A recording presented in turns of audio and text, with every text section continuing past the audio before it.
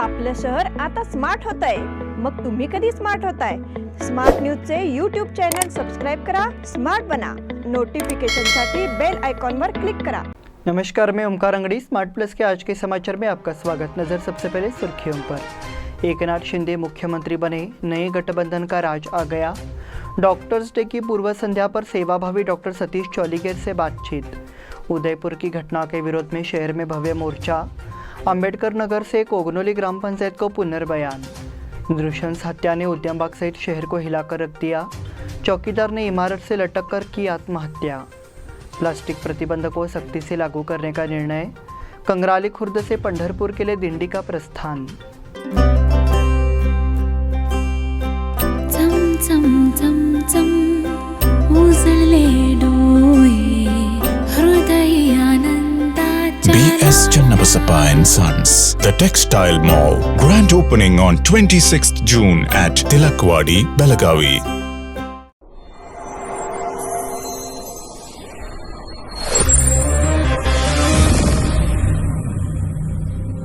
Something happens when you see a perfect moment, where you lose yourself in a new perspective.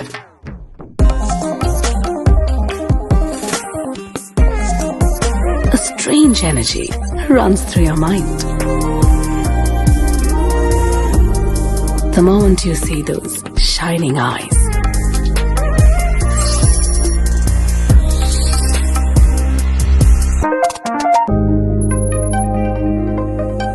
before you realize, a smile spreads unknowingly. The heart beats rapidly. Finding the right moment is like finding the right partner. One click and it's yours. the all new Z62.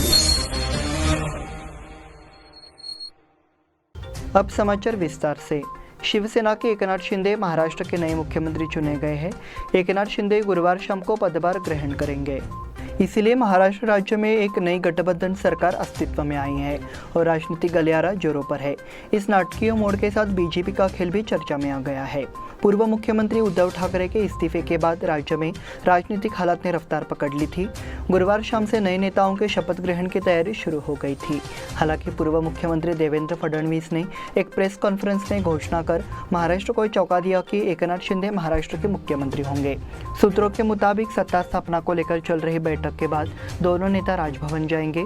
Goa से मुंबई पहुंचे शिंदे समर्थन पत्र लेकर आए हैं, जिसमें कहा गया है कि शिवसेना के 39 बागी विधायकों को बीजेपी का समर्थन है। दोनों नेता राजभवन में राज्यपाल भगत सिंह कोश्यारी से मिलेंगे और सत्ता और बहुमत का दावा करेंगे। उसके बाद घोषणा की गई है कि शपथ ग्रहण समारोह आज शाम 7:30 बजे होगा। इसके लिए राजभवन में तैयारियां कर ली गई है। गोवा से लौटने के बाद एकनाथ शिंदे फडणवीस से मिलने सागर के सरकारी आवास बंगले पर पहुंचे। इस अवसर पर फडणवीस के अलावा चंद्रकांत पाटिल, आशीष शेलार और पंकजा मुंडे जैसे प्रमुख भाजपा नेता भी मौजूद थे। उसी बैठक में निर्णय लिया गया और अंत गुप्त रखा गया। डॉक्टर्स डे की पूर्व संध्या पर सेवाभावी डॉक्टर सतीश चौलीगेर से बातचीत। हमारा देश स्वास्थ्य के प्रति उदासीन है। हालांकि सरकार ने स्वास्थ्य सुरक्षा के लिए कुछ योजनाएं लागू की है और सभी के लिए स्वास्थ्य का मंत्र दिया है। हम सभी को स्वास्थ्य के प्रति जागरूक होने और स्वास्थ्य देखभाल के महत्व को जानने की ज़रूरत है। इसके लिए सभी को अपने स्वास्थ्य देखभाल के अधिकार के प्रति जागरूक होना चाहिए, ऐसा सतीश चौलीगेर ने कहा। 1 जुलाई को डॉक्टर्स डे के रूप में मनाया जाता है। इस पृष्ठभूमि में डॉक्टर एक चिकित्सक के रूप में जो आम जनता को निर्बंध चिकित्सा सेवाएं प्रदान करते हैं। स्मार्ट न्यूज़ ने डॉक्टर्स डे की पूर्व संध्या पर सतीश चौलीगेर से बात की।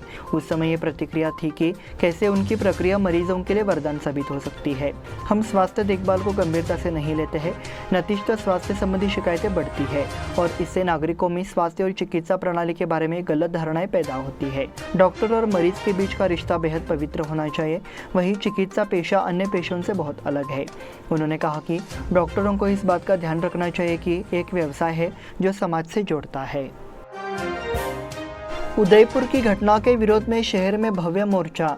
राजस्थान के उदयपुर में हिंदू कार्यकर्ता कन्हैयालाल की हत्या के विरोध में हिंदू समर्थक संगठनों ने आज बेलगाम में सड़क जाम कर दिया। उदयपुर के एक हिंदू दर्जी कन्हैयालाल, जिसने भाजपा प्रवक्ता नुपुर शर्मा का समर्थन किया था, हाल ही में कट्टरपंथियों ने बेरहमी से चाकू मारकर हत्या कर दी थी। इस घटना के गुस्से का असर पूरे देश में महसूस किया जा रहा है। बेलगाम में भी विश्व हिंदू परिषद और बजरंग दल समेत कई हिंदू समर्थक संगठनों ने गुरुवार सुबह चनमा चौक पर भव्य आंदोलन किया। हिंदू कार्यकर्ताओं ने सड़क जाम कर और कट्टरपंथियों की प्रतिकृतियां जलाकर विरोध प्रदर्शन किया। प्रदर्शनकारियों ने कन्हैयालाल के हत्यारों के लिए मौत की सजा की मांग की। इस आंदोलन में सांसद मंगला अंगड़ी, बेलगाम ग्रामीण भाजपा जिलाध्यक्ष पूर्व विधायक संजय पाटिल, भाजपा नेता किरण जाधव, उज्ज्वला बड़वान्नाचे, डॉक्टर सोनाली सरनोबत, भाजपा ग्रामीण मंडल अध्यक्ष धनंजय जाधव, श्रीराम सेना नेता रवि कोकितकर सहित विभिन्न हिंदू संगठनों के नेता और कार्यकर्ता मौजूद थे। अंबेडकर नगर से कोगनोली ग्राम पंचायत को पुनर्बयान। कोगनोली तालुका निपानी में विश्वरत्न डॉक्टर बाबा साहेब अम्बेडकर नगर वार्ड संख्या 8 का निर्माण कोगनोली ग्राम पंचायत द्वारा मुख्य सड़क के दोनों ओर 10-15 साल पहले बारिश के पानी और सीवेज की निकासी के लिए किया गया था। ये सीवेज मौजूदा नाले में मिल रहा था। हालांकि पिछले कुछ वर्षों में अम्बेडकर नगर की अंतिम सीमा से एक नहर के निर्माण के बाद इस जगह से बहने वाला सीवेज एक जगह रुक गया है और इस शहर के नागरिकों को बेवजह परेशानी हो रही है और इससे लोगों के स्वास्थ्य को नुकसान होने की संभावना है। नागरिक बार बार इस मामले को ग्राम पंचायत को बताने के बाद भी लगता है कि ग्राम पंचायत ने आज तक इस दलित बस्ती की अक्षम्य उपेक्षा की है। कोगनोली ग्राम पंचायत समूह विकास अधिकारी दिलीप जाधव की अनुपस्थिति में क्लर्क शिवलिंग देवटे, शर्मिला हलीजवाले और संजय पाटिल ने इस बयान को स्वीकार कर लिया।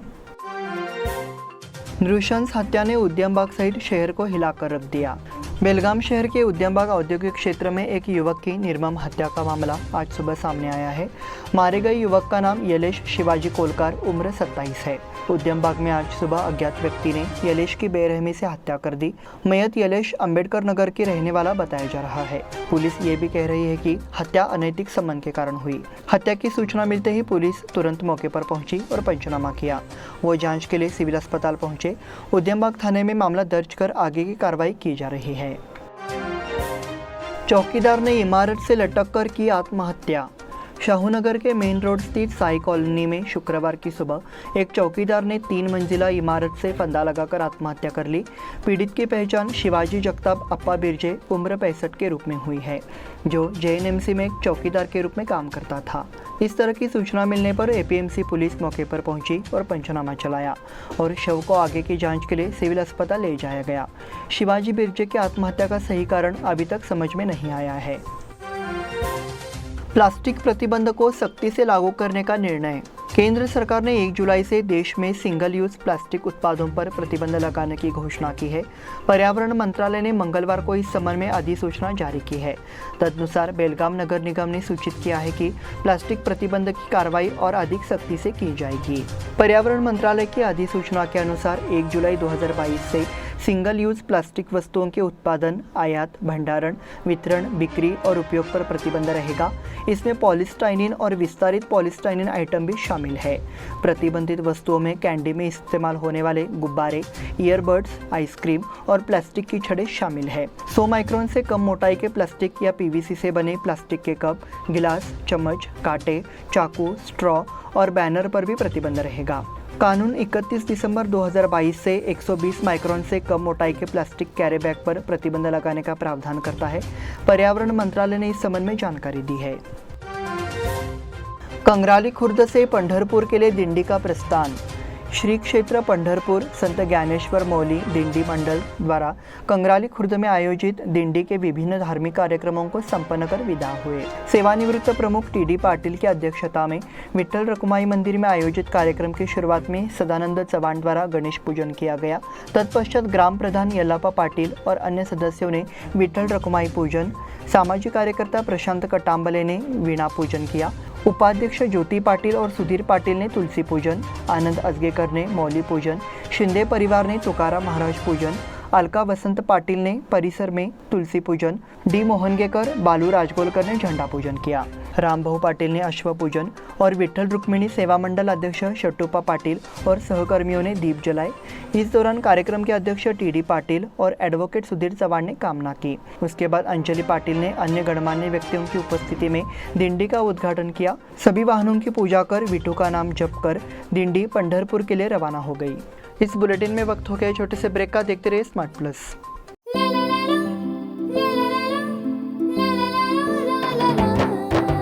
जले दीप अंगना में होगी रोशन दुनिया, पलकों तले छा जाए चांद तारों का साया। रंगोली में खिले रंग खुशियों की भी तरानी, तन मन झिलमिल जाए हर पल होंगी सुहानी। ये अटूट बंधन खिले हर आशियाना, रंग वस्त्रों का खजाना मन भाए आराधना। रंग वस्त्रों का खजाना मन भाए आराधना।